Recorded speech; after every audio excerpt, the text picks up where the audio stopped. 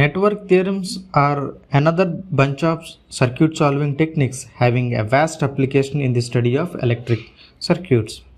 Okay, but why we have to study these extra theorems? Because we have already learned KVL, KCL followed by mesh analysis and nodal analysis. Are these laws are not sufficient?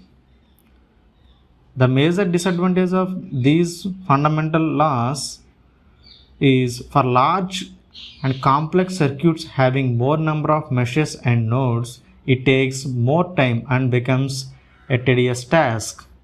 Especially if you want to study the response in any particular branch only, then it really becomes a challenging task to work out these whole circuit. To handle this complexity, engineers have developed some theorems to simplify circuit analysis. You can observe while solving circuits using mesh analysis and nodal analysis, we don't alter the structure of circuits. That's why it takes relatively more time, even though you are only interested in a particular branch. But in our network theorems, we can tamper the circuit according to the rules of network theorems, which reduces the calculating time.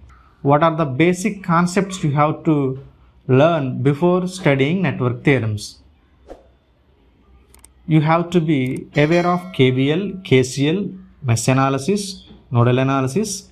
Without a proper knowledge of these concepts, you can't even solve a simpler circuit using network theorems. If you don't watch these videos, pause here, go back and watch those videos and then come back. These are the list of theorems we are going to learn. Thevenin's theorem, Norton's theorem, maximum power transfer theorem, superposition theorem. Okay, but one important point I have to mention here is that all these theorems are applicable to only linear and bilateral circuits. So, let us know about what is a linear and bilateral circuit. Before that, first let us see what is a linear element. A linear circuit element is one whose value doesn't change with the level of input value. Forget about the formal lengthy definition from the textbooks, which is useful to write academic examinations only. Just keep in mind that if there is a circuit element, if its value doesn't change with the level of input, then it is called a linear element. For example, let us take a resistor which is connected to a voltage source. So here the input is voltage source and the element is a resistor. Let it is having a 5 ohms resistance value and the input is having 10 volts voltage source. So now what will this is the input and the response, nothing but the current in the resistor is given by, according to Ohm's law, it will be 2 amperes. If I change this 10 volts voltage source to 100 volts, then the response becomes 20 amperes, but the resistance value does not change with the change in value of the input. Similarly, you can connect a current source, then also whatever may be the value of the input current source, the resistance value doesn't changes. Accordingly, the response can change, but the value of the parameter, which is nothing but the resistance here, will not change. So these type of elements are known as linear elements. So for linear elements, if you draw a graph between excitation and response, it will be always a linear graph. So example for linear element is resistor. Similarly, inductance and capacitance are also linear elements because the value of the capacitance or inductance does not changes even though its input current or voltage changes. So our linear elements are resistance, inductance and capacitance. Similarly, a non-linear element is an element whose value changes with change in input value. Means if you observe the excitation and response graph of those elements, it will be non-linear. For example, if you take a diode VI characteristics, it will be like this. This is applied voltage and this is response.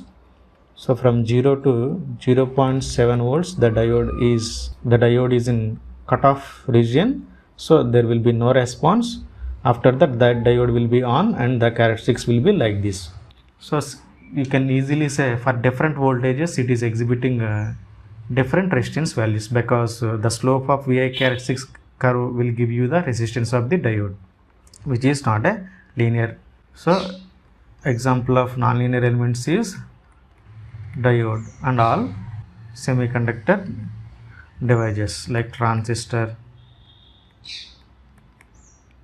SCR, like that. So finally, now what is a linear network? All the elements in the network must be linear, then only that network is called as a linear network. Now let us see what is a bilateral network or bilateral element.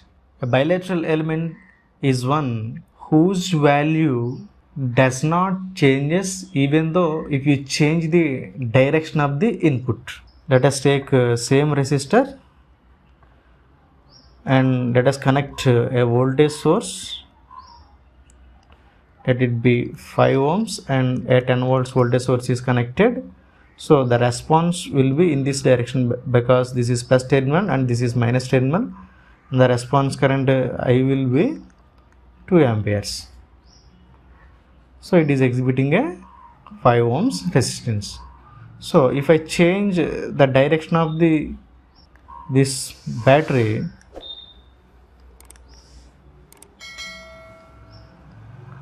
this terminal as plus and this terminal as negative terminal, so the response now will be in this direction but with same value. Means this resistor, even though the direction of the input voltage source is changing, the response direction changes, but the value of the resistance exhibited by this resistor does not changes. So our resistance is a example resistor. Likewise, inductor and capacitor are also bilateral element. So it is obvious that what is a unilateral element? It shows unique values, different directions of the input. Same example, you can take diode. If you observe the VI characteristics,